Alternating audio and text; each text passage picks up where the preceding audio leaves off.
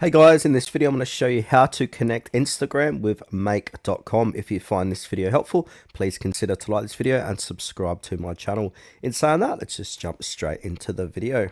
Alright, so what we need to do is head on over to Make.com, and then from here we can sign in or create an account. So I'm just going to log into my account.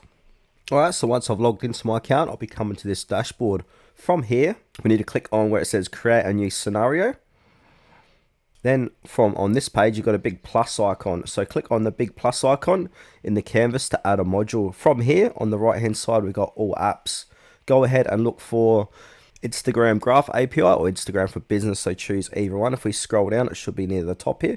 If it isn't near the top, we can just go ahead and search it. But here it is here, Instagram for Business. Now this is a Facebook login and this is verified as well. Now select the appropriate module based on your account type. Only business or create accounts linked to a Facebook page can be used via Instagram Graph API as well. Now select your module. So for example, watch media, upload photo, then click add to create a connection. I'm just going to do watch event here.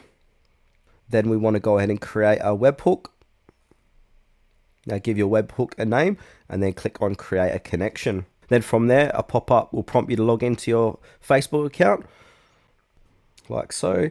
So from here, just log into your Facebook account, grant Make.com permission to access your Instagram business account, and then choose the Facebook page connected to your Instagram.